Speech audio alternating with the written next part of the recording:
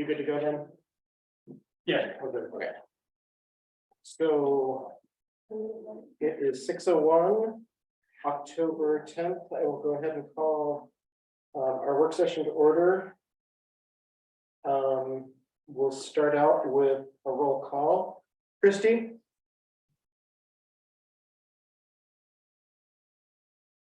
Here. Bill?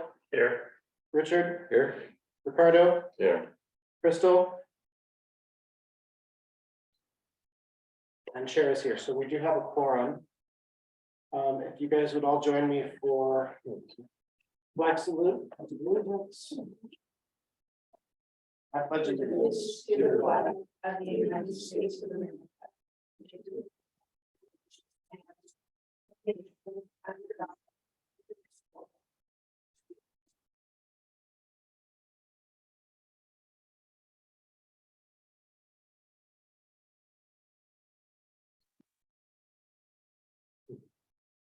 So I'll call it Crystal.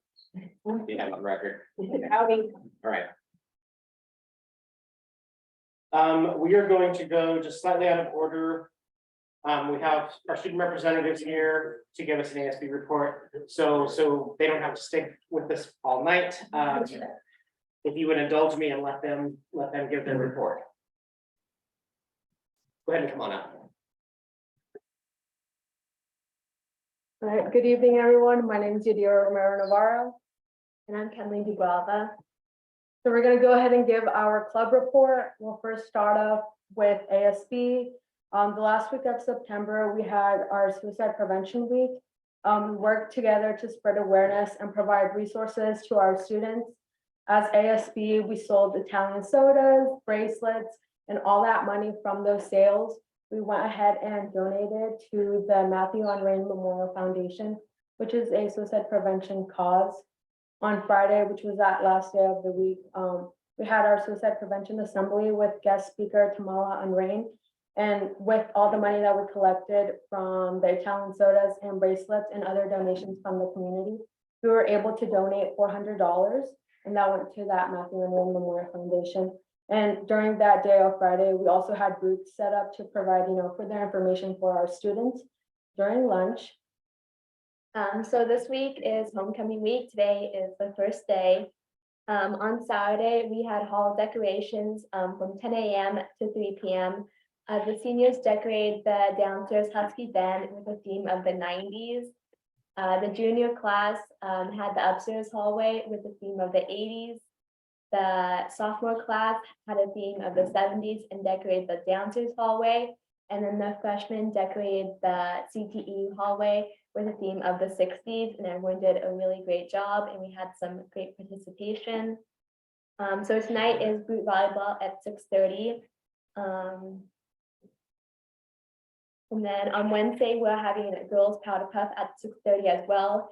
And Kona Ice and a taco stand will be coming, so that is very exciting for anyone who wants to purchase some food while enjoying the game. We are having our homecoming assembly on Thursday, so we're excited to introduce the court at that time. And then the homecoming football game is this Friday at 7 p.m. We'll be having a reveal for the queen at halftime. And then on Saturday, we are having a booth at the Hubbard Harvest Festival. We'll be selling our homecoming t-shirts that we made, got printed with our special design, and those will be sold for $15. And at 5 p.m., the homecoming court will also be making an appearance on that day. And then the dance is this Saturday from 8 p.m. to 11 p.m. in the high school commons. And then for further details, please check the ASB Instagram for more. And then for ASB at the end of this month in October, from Monday 24th through Friday the 28th, that will be our Lavender Week, where we pretty much spread awareness towards all the cancers. We will have t-shirts available for sale, and then all the profits from the t-shirts will be going to a local cancer research foundation. This year in November, we'll be having Holiday Hope Month. This is when ASB raises money for our community for Mr. Polias to buy food for Thanksgiving and Christmas for different families, along with gifts. So it's really important to get everyone involved so we can raise as much money as we can. And this is taking place the entire month of November. So we can keep on raising money, not only for a week.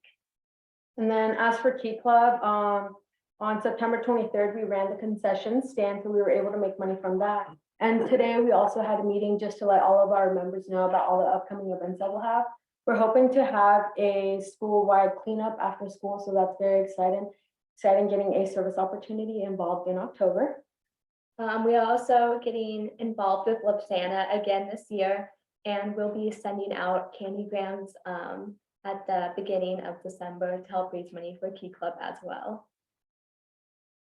For FBLA, they had their first meeting with guest speaker Christy Buckland. So that went really well. The Big Brother, Big Yeah. Sister program. The Big Brother Big Sister program will continue this year at the primary school with Mrs. Boswell and Miss Thornberry. And then they're working on matching up high school members with second graders, and they're hoping to meet them soon. And then as for Mecha, most of our members are actually working over at Melbourne to help raise funds for our club. So they'll be out there, when Melbourne's is open, so Friday, Saturday, and Sunday. And then also we have our Ballet Folklorico that's going on right now. Thank you to our advisor, Mr. Verosity. They've been having a couple informational meetings, and they'll go ahead and start their actual dance practice sometime in November. For FFA, they organized their first meeting, and they recently went on a leadership retreat as well. FFA took 37 students to the soils CDE last week, where they're able to get into 4 different soil pits to determine the quality of soil for farming. Coming up, members are getting ready to have their first in-person Harvest Fest since the pandemic hit, and are looking forward to it with all the first graders coming to visit. They're also working on a food drive this month, as always. Pop cans are being collected as a continuing fundraiser to help pay for the other leadership conferences. As for drama, they had their first club meeting, which they had about 30 people. They are currently working to rehearse for their play Working, which will be running on November 11th and Saturday, November 12th. Right now they have as their music director, Mr. Haddon, and Miss Mack as their stage manager. And something else for drama is that they're actually working with the PTO for their carnival at the end of this month. For yearbook, for anyone who hasn't picked theirs up for the year 21 through 22, please contact Mrs. Bailey to do so. And then for National Art Honor Society, they're actually working with the city of Donald to update the murals and get some more artwork displayed on there. They're also working with the primary school and the carpentry class here at the high school to make a recessed shed that will be assembled by the carpentry class. For Awesome is the Operation Student Safety on the Move. They're continuing their focus on mental health. And then for the prom and junior class committee, they are working to find a venue and ways to fundraise for the event. Prom this year will be taking place on Saturday, April 22nd from 8 to 11 p.m. So if the community has any venues that they know of that's local to around the area, please let prom advisor Miss Bailey know.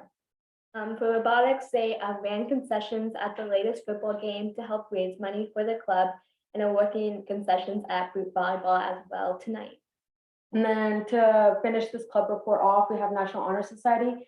They are working with Key Club and the American Blood Association to have a blood drive in November on November 30th from 7 to 2 p.m. So more details from that will be shared once we get those information. And then do you guys have any questions for us? Can I arrange to get a t-shirt for the cancer awareness fundraiser? Those we will have those available at the football game on Friday, the 28th. Thank you. Yeah, of course. All right, thank you. Can you clarify what, so it was April 2nd was the prom? Is that the date you're looking for? 22nd. 22nd, okay. I clarified that. No worries. Thank you. Yeah. Thank you, guys.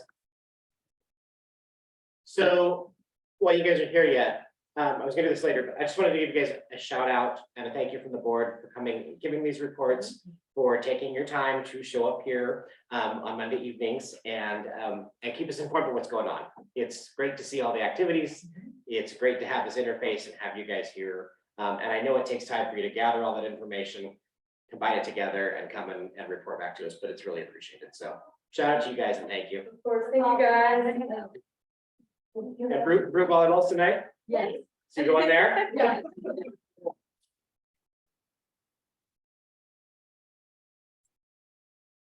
Alrighty, so moving along to our second reading and adoption, is that what we're looking at?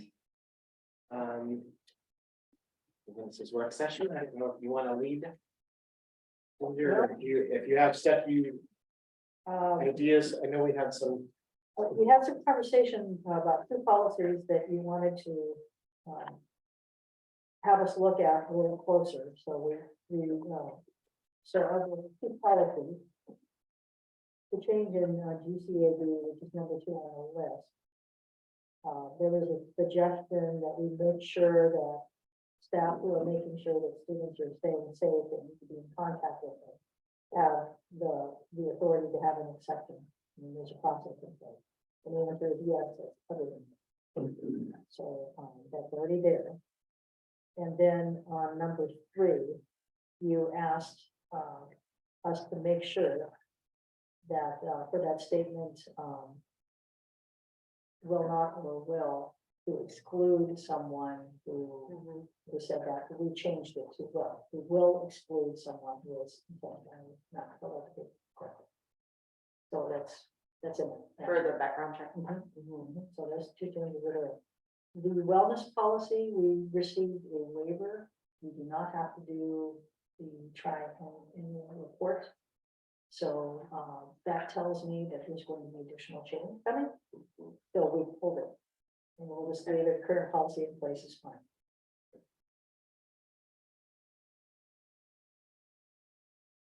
On the GCAB, the other spot that I didn't see was near the end of page 1. It said texting students during work hours, and then there's discouraged prohibited, but we didn't flag which one it was. When it be prohibited? Okay. Gotcha.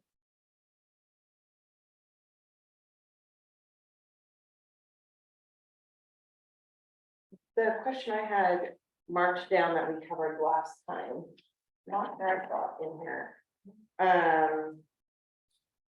was the club and sports permissions and the group.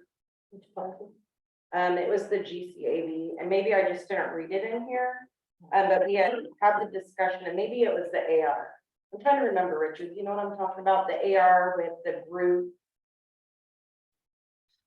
Oh, It was this one where maybe there was an AR that had clear, because we had talked about that it was taught that way in the manual, but it needed to also be in policy, and it was probably going to be in the AR. Am I refreshing memories here? Yeah, I do remember that conversation. I think, So is this the policy, or is there an AR that we haven't? well, the policy and the AR would be based on the policy being done. Right, usually we go together, so that's why. Well, ARs are not. Don't have to do it up. They just be different. So, but the policy does have. yeah, I do recall the request being just to confirm that the training was Yeah. following the Yes. language that was in the policy. Right, yeah, and we are working on that, and if there does need to be changes, we would notify the board and have a look at that AR. So you can see where it was. I guess I would just feel more comfortable if I actually could see that in the AR. Yeah. And this wouldn't be like side table until issues should arise. Well, it's more of, this is the policy that needs to be adopted, ARs don't need to be adopted, but we will bring them forward. Provision. Usually they're coincide. People see both. But I mean, I get it. They're saying it's just, those are the notes that I have from that. Yeah. Previous. So Because it seems like there's the policy sometimes and then they come there's, together. Sometimes they don't, and this one didn't come. There are other ones that we have where the AR is part of it, Mhm. so that's when they're. Bill or Ricardo, did you guys have anything? Christie, did you have anything to add? Clarifications, questions? Yeah, I'm having a hard time hearing Ginger all of the time, just FYI, but the very beginning where you were talking about GCDA, I thought there was some part about the will not. Can you repeat what you said, please? Yes, that the statement in question was about for that particular line. The district will or will not exclude someone who has not submitted information correctly. And the original suggestion was to use will not in order to address people who are afraid to have a paper trail for whatever reason. However, the board requested that we change that to will exclude someone who does not do the paperwork properly. And that's what we have moved forward today, is what the board requested. Okay, so the copy we have is the correct one then. Or the suggested one. Okay, I just wanted to make sure. Thank you. Thank you for asking for clarification.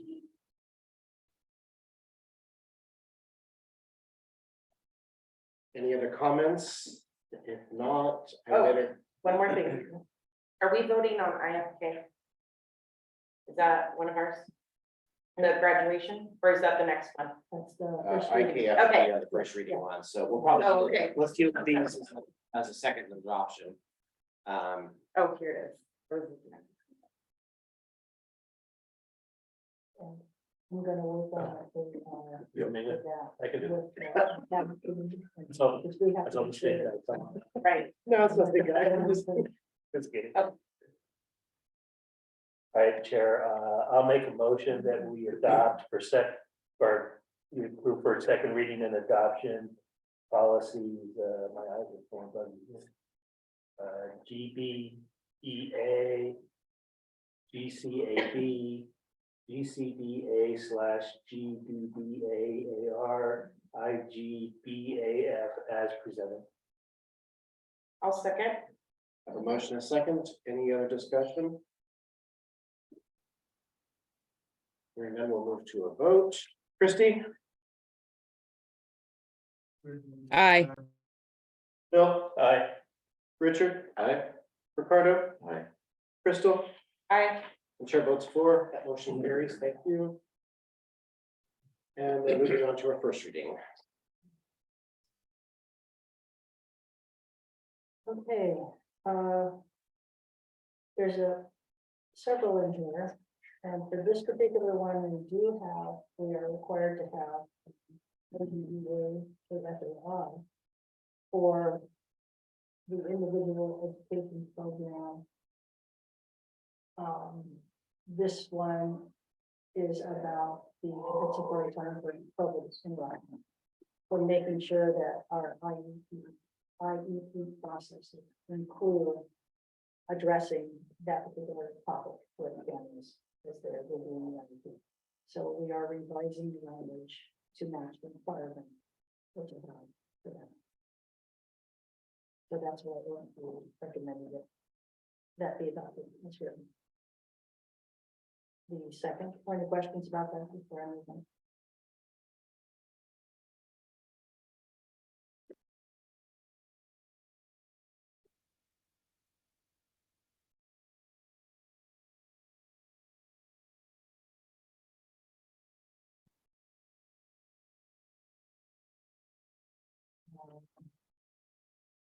Talented and gifted, and this is where they're a couple together, whether they're ARs or attached, the previous ARs, if you have them, are attached to the old versions and move to the upgrade date, so that's why they come together as a set.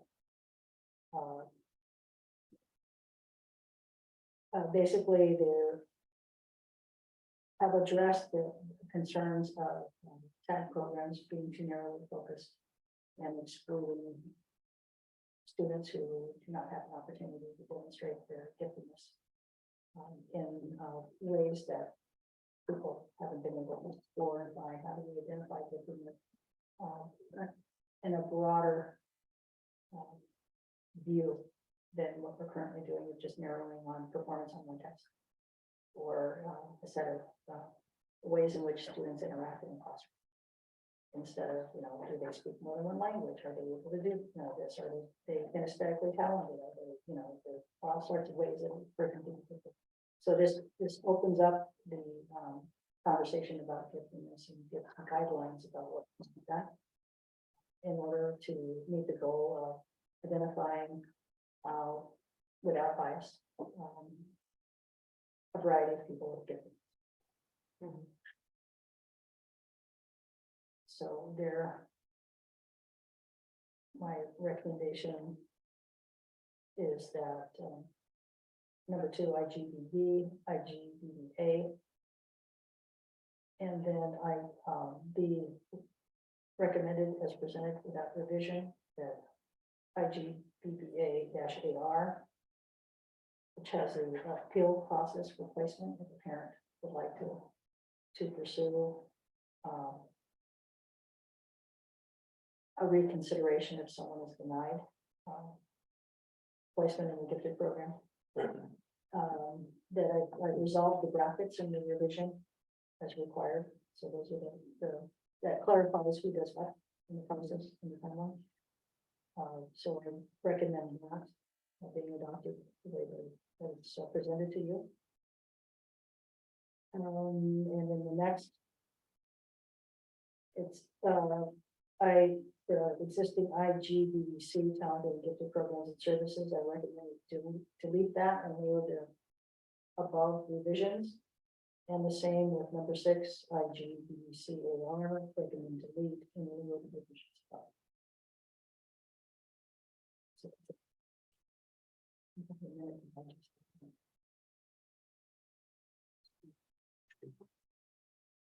Yeah. It looks like the addition here talks about the collection and use of multiple modes and methods of quantitative and qualitative evidence. And then there's a reference to OAR 581-022-2325. So are those multiple modes of qualitative and quantitative sort of constrained by the OAR? I guess is my question. Or are those methods and modes outlined in the OAR? Or are there others that the district is thinking about using? It's how it's written in the revised OAR. And I'll need to double check that and read that OAR because I'm not sure that I've read the entirety of that too. To see exactly how they phrased it. But, I believe that the list that's here is the list that's in the OAR. Okay. Yeah, I guess I'm just curious sort of what those modes and methods would be, if they're outlined in the OAR, that would be a good reference, but if there's another.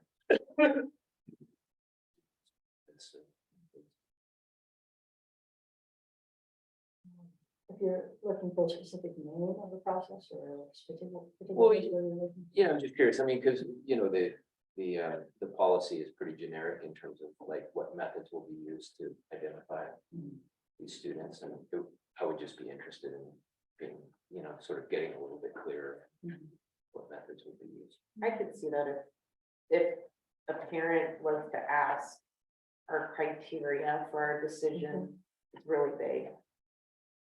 Well, in the qualitative surplus guidelines, telling us to order that, put that together in our town administration plan, and then that's where that information comes in. But if you're asking specific about whether it's listed in the OAR, I don't think so, and I think they use the same language here. Because, if they list a particular test, and you don't use that test, then someone can argue some kid doesn't belong there. You didn't use that one. And tests have a limited service life. And in areas where you're trying to create ways in which more students can be identified, you're probably looking at combination of things, and that's why they have a qualitative and quantitative together. Sure. And, it's not gonna look like it's looked. So there's, I guess I'm just, so there's an identification team that would sort of be employing these methods to determine who qualifies or doesn't. Are there other materials that they would use to guide their work in identifying these students other than this policy and the OAR? And I'm just- Oh, yeah, there are things that they used in practice, and they do that, and the most traditional are the scoring higher and the standardized test scores than others. Teacher recommendation, parent recommendation. Those are the three standard now, but there are other opportunities. Are those written down somewhere other than the policy? We do have a tag manual, but with the change in policy, these are pretty significant changes. So that will have to be realized. Doing that work that you're talking about, identifying the processes and how to do it. And it's currently posted on the website, our current plan and policy and kind of the steps we take. And the current battery of tests that we have as options, kind of like Ginger was saying, we have multiple tests that we'll kind of use depending on what the initial indicators were. I just got done meeting with Angela Allen, who's the tag specialist for the state. And so part of what this new law does is open up kind of what the initial is. Right now, the initial would be, we're looking at students who score in the top 97th percentile for the state on state assessments. That kind of goes away with these rules and says there are other, we can still use the state tests as kind of the trigger of like, where do we want to start looking, and what allows us to go, oh, these are students who we should dig into deeper. And then we use those methods, like you were saying, that multiple methodologies to determine a student, who would be well suited for those additional services. Part of what the new law does too, why the 97th percentile's gone away, is it's 97th percentile in the state versus 97th percentile of North Marion students, and who's in those upper levels where maybe in the state level, they'd only be at 94th percentile, but for North Marion students, they're exceptional. And so how do we give them extra services to make sure they're being challenged? So those are all in the manual though, which is being revised as we speak. And just to get it in line with the law, but the current policy that I'll actually talk about with the Vision 22 today is on the website and available for families. Thank you.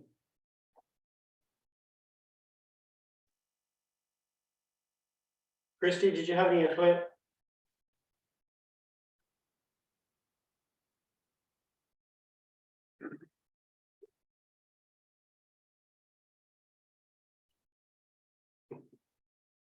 If she does. Sure. And this is first reading, so we're still gonna look at this some more, so. All right, so 2 through 6, we're sort of doing as a group, is that correct? Oh, she got her hand up. Okay, go ahead, Christy.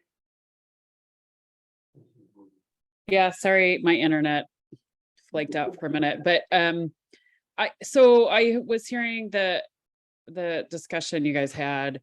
And this might be skipping ahead a little bit, but where you're talking about the number 6, you're deleting, or no, number 5, programs and services, deleting in lieu of other revisions.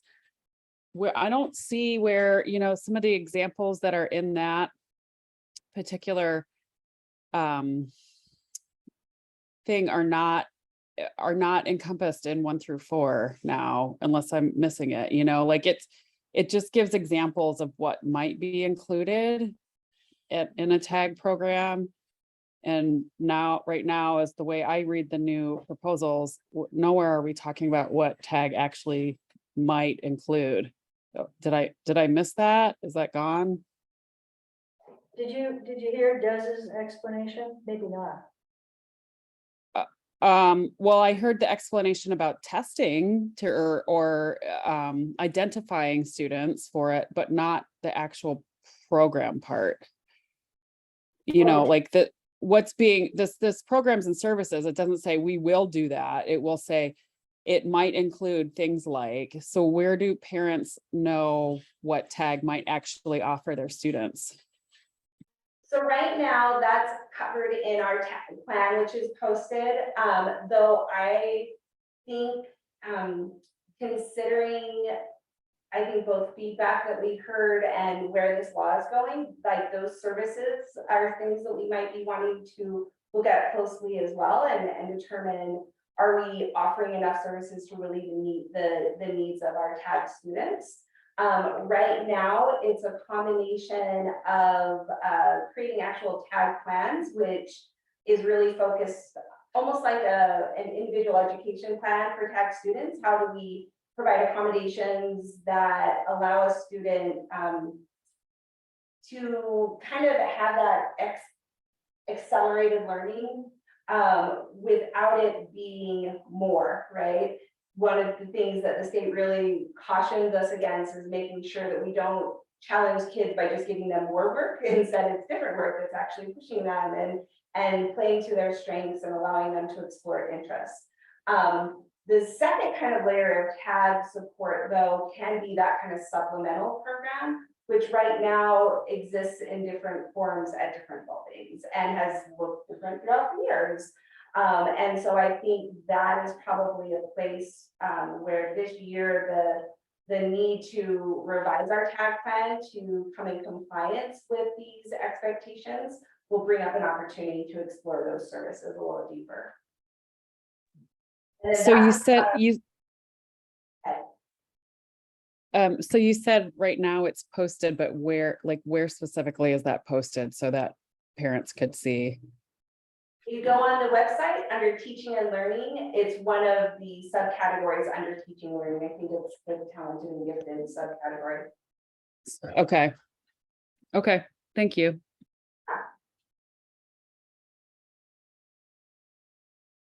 To that point though, Christy, I will add, like, I think one thing that I've been working with Jillian as we push things out and add things to the website, making sure we also start with an initial announcement, like, hey, something new has been added to the website. Because unless you're going to look for it, you're not necessarily going to know where to find it. So how do we make sure that initially when we have new information posted, we're directing people to it so they know how to find it? Yeah, that's great. I think as long as it's accessible, I mean, website is generally more accessible than people sifting through all of the policies, right? So it would be great to have it there. If we're going to remove that chunk of what it might actually look like if it exists somewhere else, that I just want to make sure that we know about it.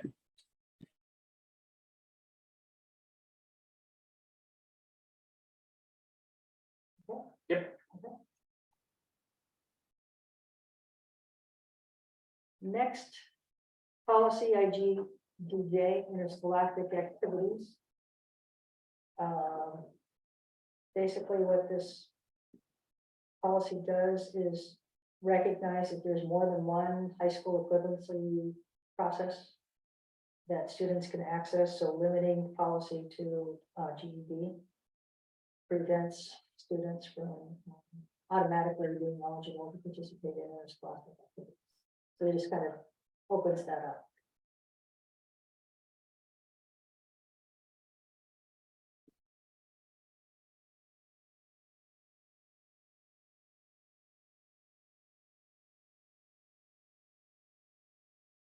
Any comment before we move on? Good. Nope, okay.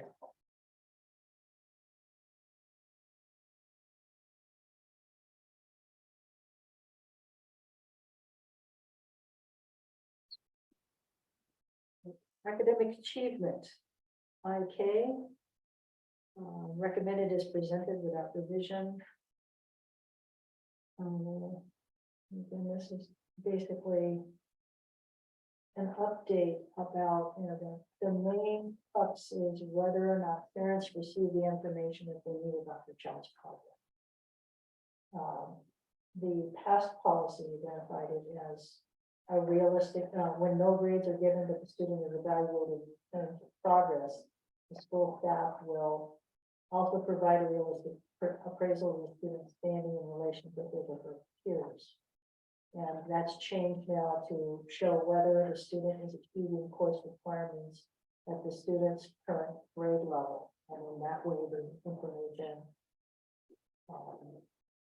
gives parents a realistic picture of where the student is, where they are in the academic program, rather than who's sitting next to them in the classroom. It's not the same level of everything. So that's the change.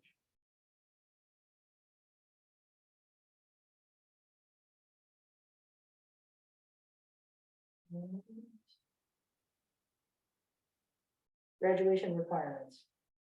This one was pretty easy.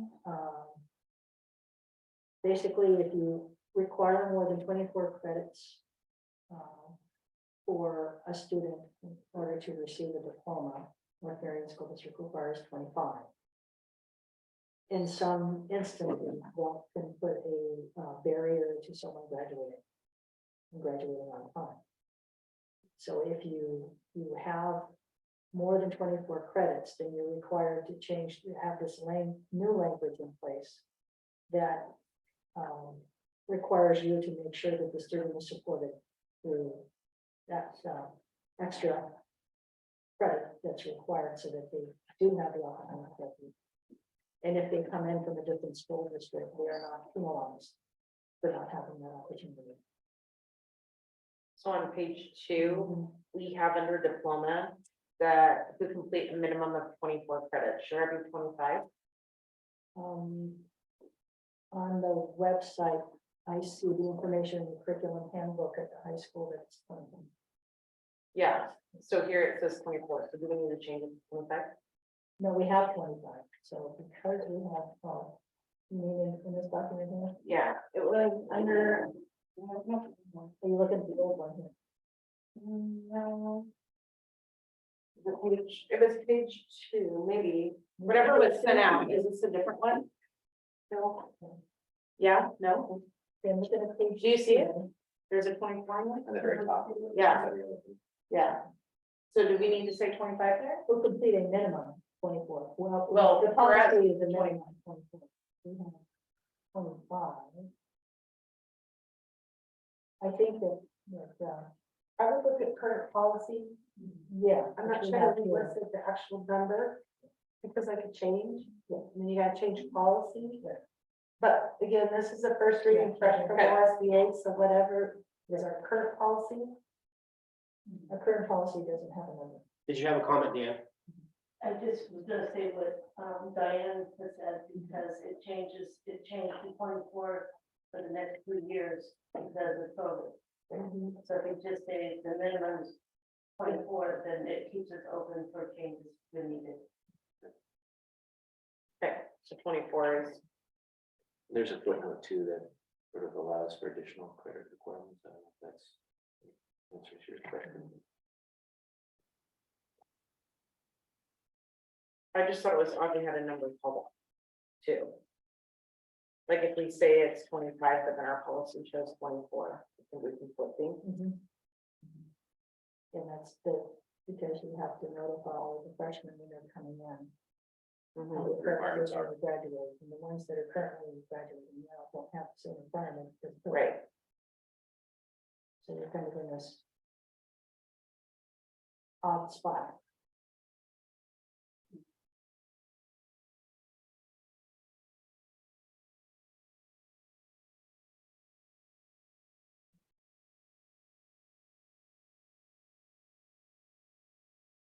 And the last one for review today real quickly is the use of restraint or seclusion.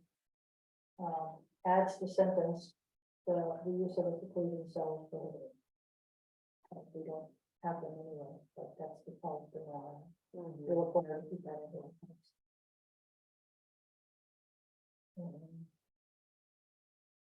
Sheila, do you have anything you want to say about that?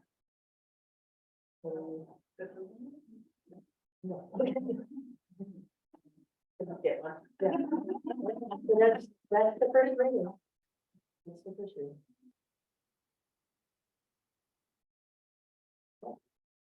Do you need to vote on first reading or is it just an acknowledgement? Pardon Do you me, need to again? vote on first reading or just an acknowledgement? We vote on first reading. Okay. I'll make a motion that the board approve for first reading the recommendations as presented for policies. IGBAF-AR, IGBB, IGBBA, IGBBA-AR, IGBBC, removal of IGBBC-AR, IGDJ, IK, IKF, JGAB.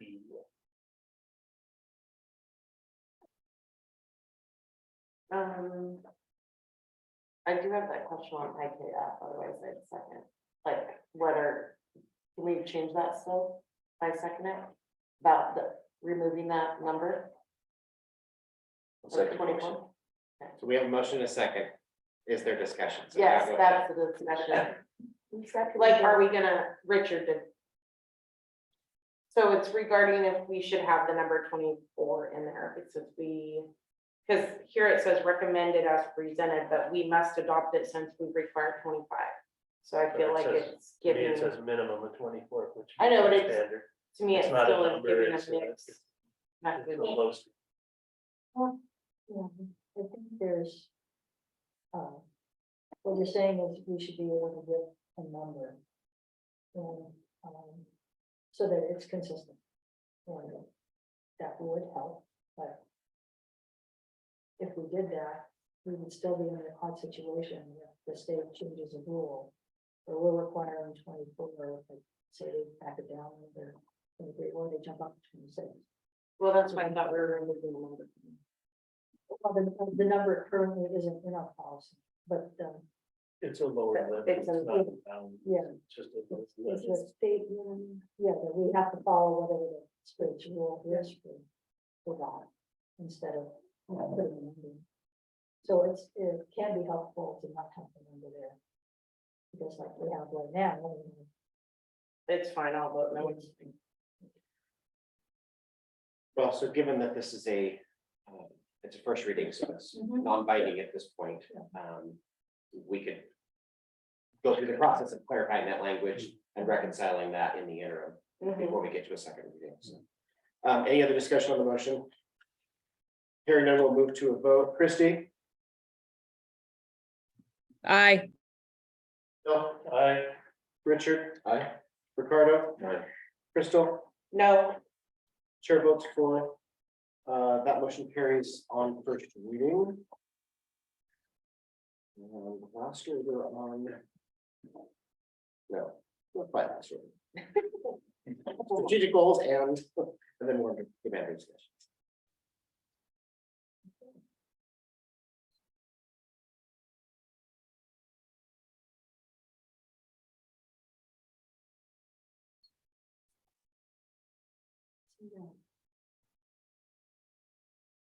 these slides look really long to this. Here. I mean, I don't. It does, I mean, it's fine for me, but it's just kind of dim, right? it is. I don't know, it's just like.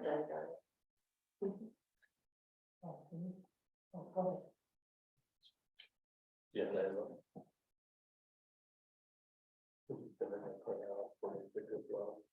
Oh, yeah. Yeah, thank you.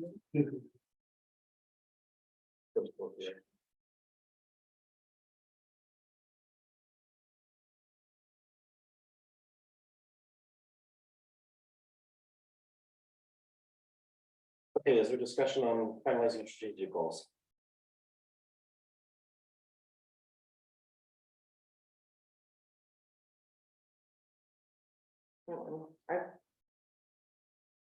So we want to make sure.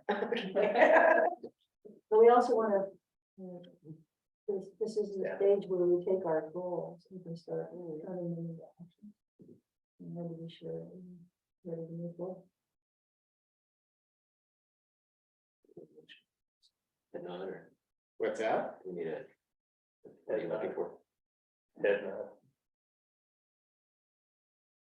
Well, you've got an action item there. Do you want to vote on this? With that? Doesn't sound like you're ready, so no. Okay. No, well, so yeah, please- so yeah, I think- we're ready. Do we need to vote on this? On the.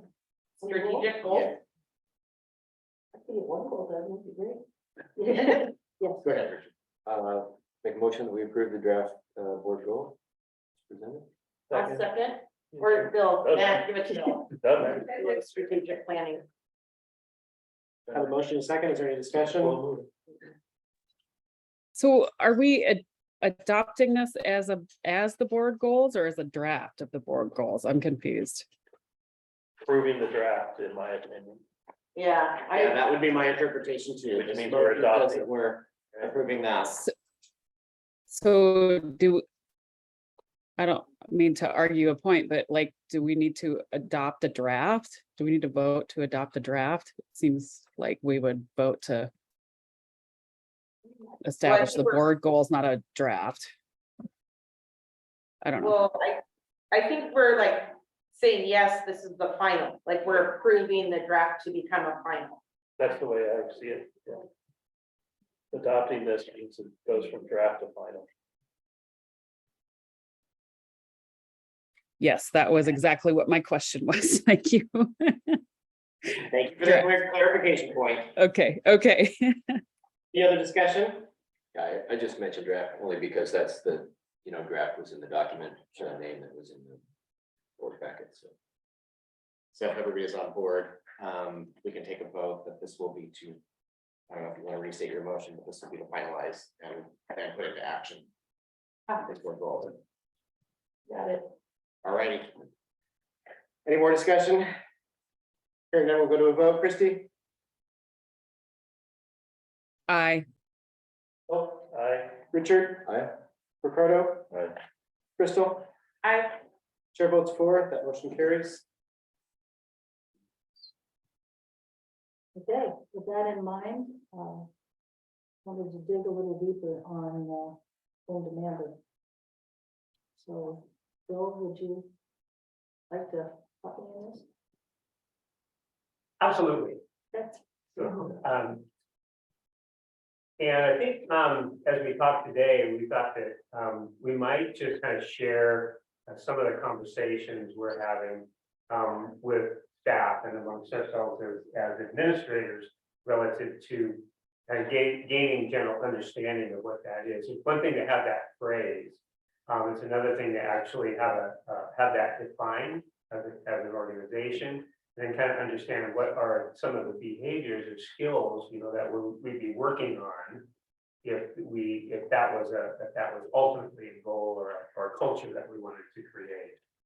And I might even suggest that in your, in your document, at some point you have, whether it's in parentheses or something like that, a definition of warm demand, and you use that in your goal. So you might just have it, or it might be at some point, or a footnote or something like that. So there's a definition of the warm demand.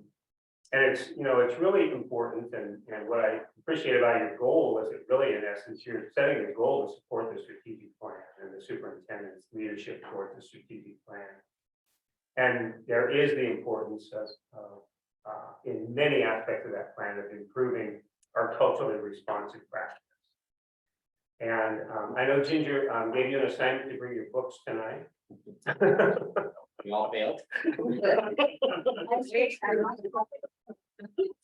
No, actually, my other person. So this is sometimes what it looks like at school. And because our teachers, such awesome warm demanders, they find a way to keep it moving forward, and they're prepared to carry out that lesson. But in essence, we're on the 26th, when you had your work session, we kind of referred you to chapters 5 and 6, and ultimately chapter 7. And those are in those chapters. Zaretta Hammond, who is kind of our coach, along this work around culturally responsive practice, starts to talk about the notion of building learning partnerships. And in essence, that's one of those things that warm demanders have, relationships with students. That the student recognizes as a partnership. You know, that the student recognizes, you know, that teacher, or, you know, we recognize it in each other's, you know, our mentors, our coaches, and the people that really push us along have a relationship with us, they know us, and we know that they care about us, or those teachers care about those students enough to expect them to be the best that they can be. And students recognize those teachers, we recognize it in each other. We recognize that when people care about us enough to want us to be our best. And that, you know, they might even say, you know, those teachers are strict. You know, but they say that affectionately of a Warmington manager because they're strict, and I know they're strict because they know I can do this. And they're not gonna let me get away with being less than what I can be. But the work of being that is about the relationships. You know, and so we've, you know, you've heard it many times how important the relationship is. And what we appreciate about Zaretta Hammond's model is that she reminds us that the relationship comes from authenticness. It comes from knowing each other, understanding each other, respecting each other, caring about each other. And it's in the service in school of being able to hold high expectations. In the case of a teacher, in essence, I'm building a relationship, not just to be your friend.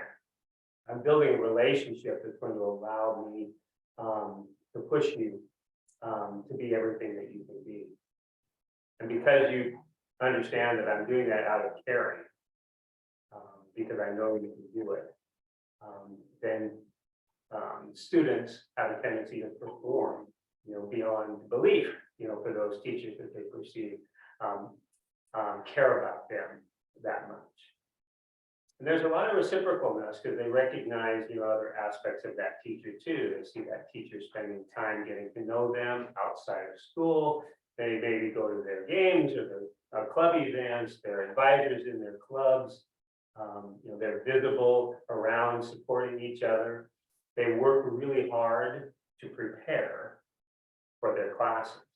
And that's one thing that kids really know. They really know which teachers are really preparing for them. They know them well enough to find different entry points for different kids in school. But there's a lot of kind of reciprocal expectation in that relationship. You know, the teacher can't, you know, just demand without actually really putting themselves out there as well.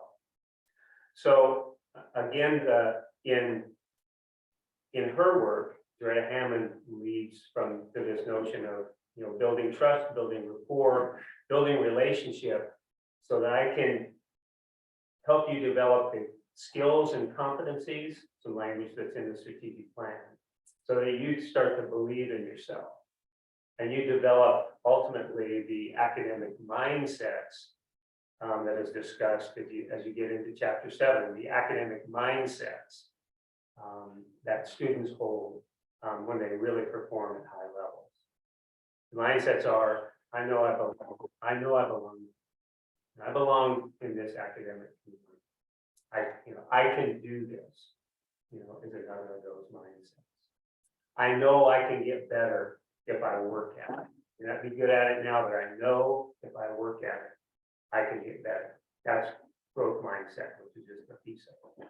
And they also see the relevance, you know, in the work for their future. So they, you know, the teacher has helped them make a connection about how this is important for my future goals.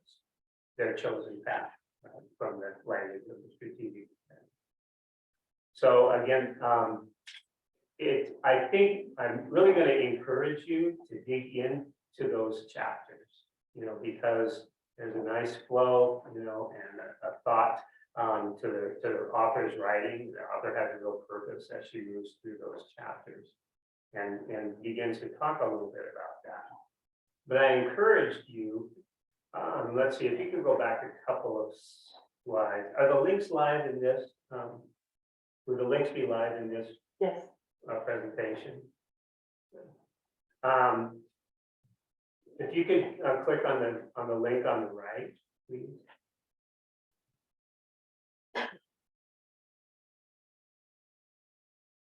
If that's a PowerPoint, you might have to be in presentation mode.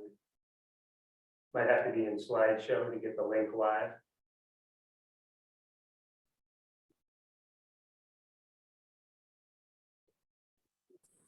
Sorry, Bill, Is it a PDF?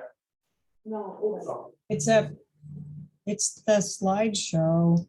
that upper toolbar that allows you to start the slideshow. I'd go over and point to it, Linda, but I don't think that would be helpful. There it is, that's it.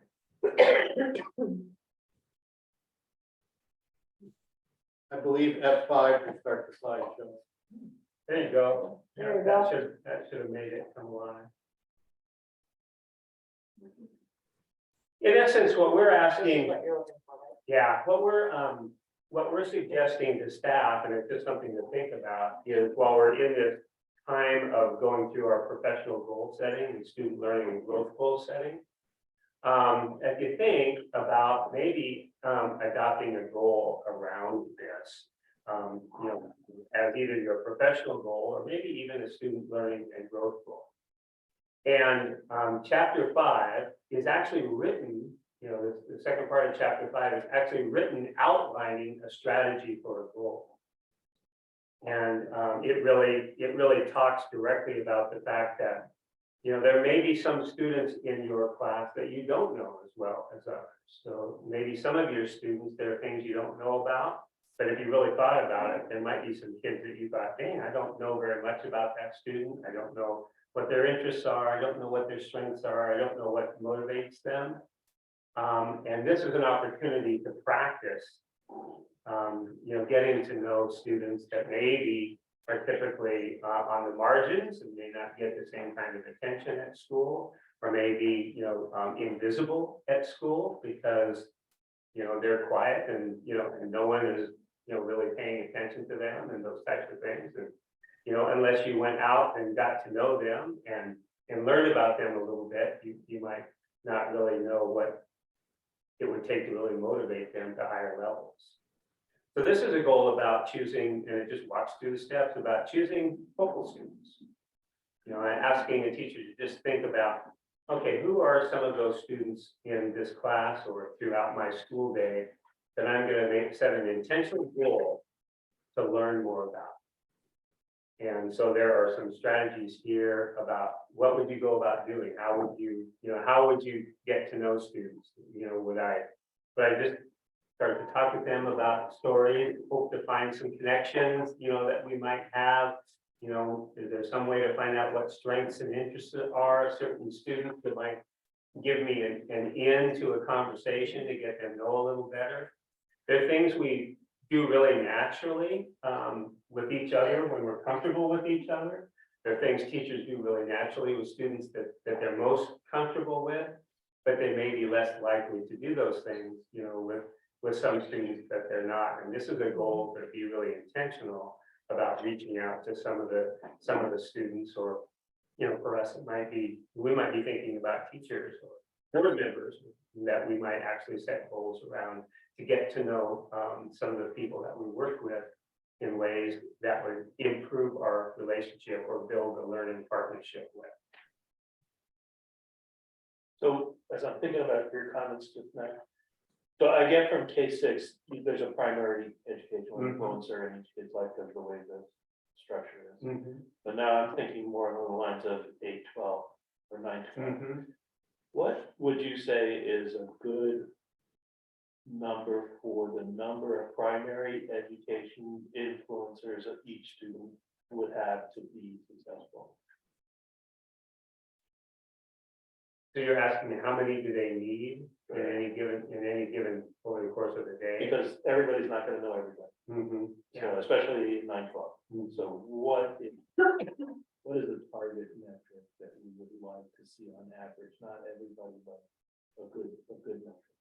Yeah, so there's metrics, and then there's other ways to think about this. What when we're thinking about this particular goal, we're thinking about the practice of some skills and some habits of mind, you know, about approaching students that we don't typically approach. So, And so we're hoping, you know, I mean, one of the theories is that if I start to practice those skills and start to get more comfortable doing, it starts to become a habit of mind, it starts to become a habit of practice. And if you do that, if everyone is doing more of that, you know, it feels like the culture. So you're kind of trying to develop a culture, you know, of let's get to know, let's develop more empathy for each other, let's learn more about each other. So, you know, ultimately you could tie it into a lot of things.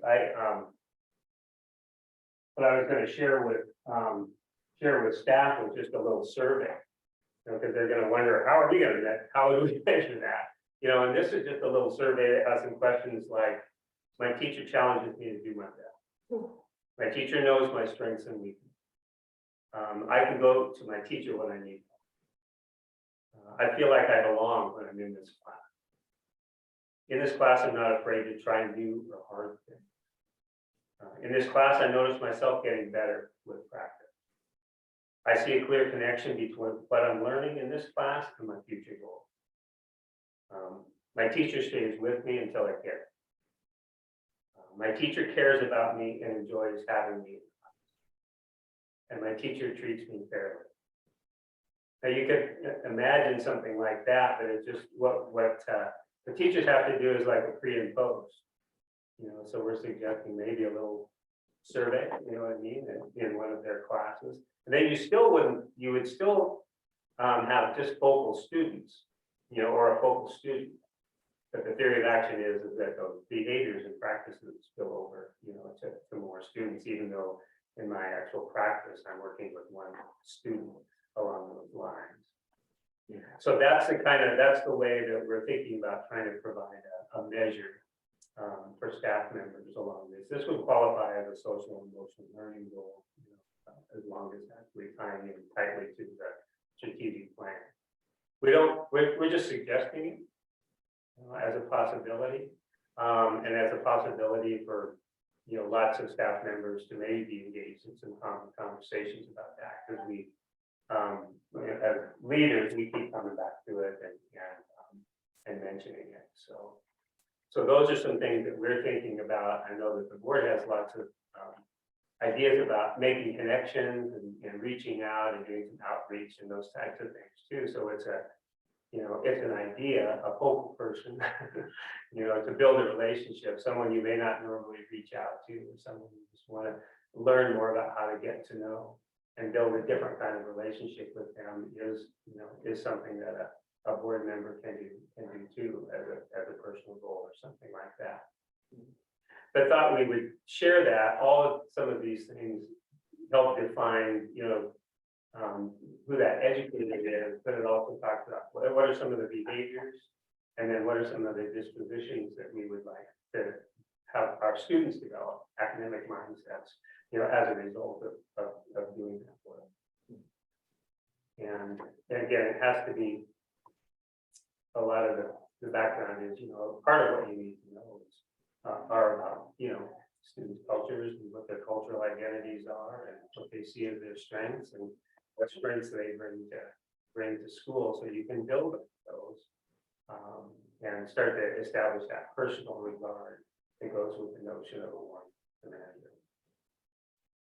And again, many do it absolutely naturally. Knowing what you're doing, you know, it can cause you to be more intentional about it. And then, you know, even like reading, some kids read naturally, and some kids need some real explicit instruction in some certain areas. And there are skills that can be developed along these lines too. So anyway, if you're trying to learn a little bit more about that notion of one commander, you know, that's one way to do it, is actually, you know, really get a personal goal around that. And like I said, we're not requiring it or anything, but we're creating the tools so that if some of our staff wanted to participate in that we can help it make sense of it. have the chance to do walkthroughs and visits and meet with people, you'll have some common language with which to discuss how things are going and what's happening and what's improving. And same thing with students. So it's good that we're all working on a similar framework, so we can look at things from our perspectives, but using the same lens. The other connection here is you remember that there are some notions of student mindsets and growth mindset and some of those types of things, and some of the measures are, do we have some ways to assess that? You know, and so these are some kind of rudimentary, you know, ways to think about how would we assess the mindsets of students. What would be some ways that we could get to know, you know, what they're thinking about their experiences in school, where to go next.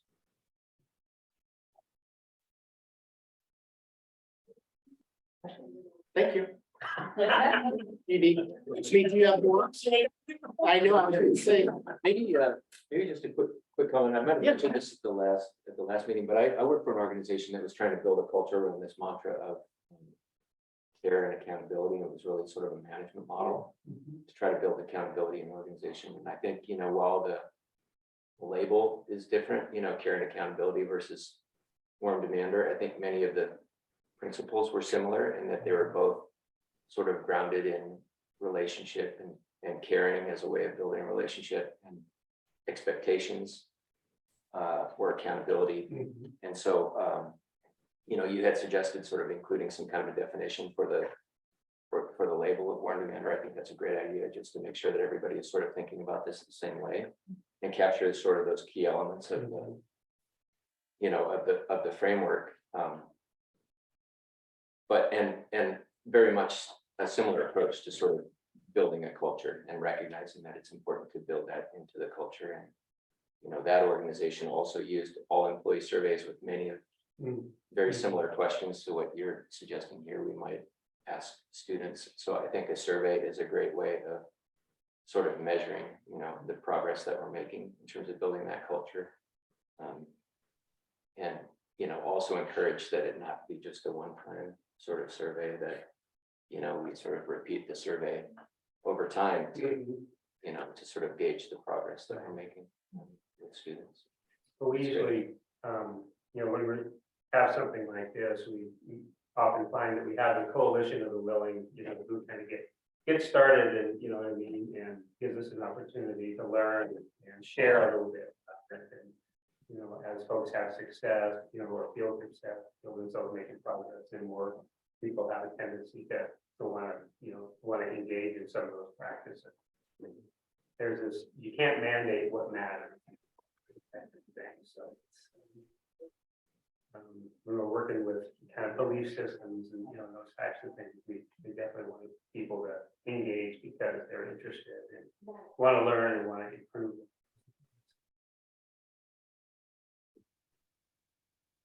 anybody else? Christy, did you have any comments?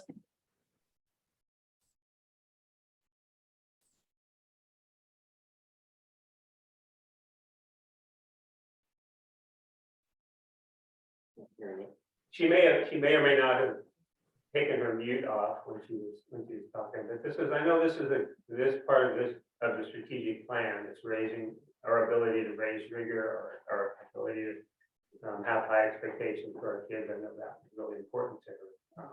Yeah. You know, in this work, and so that's what a lot of this work is about, is building our relationships that will allow us to have those high expectations successfully. Thank you, Bill, much appreciated.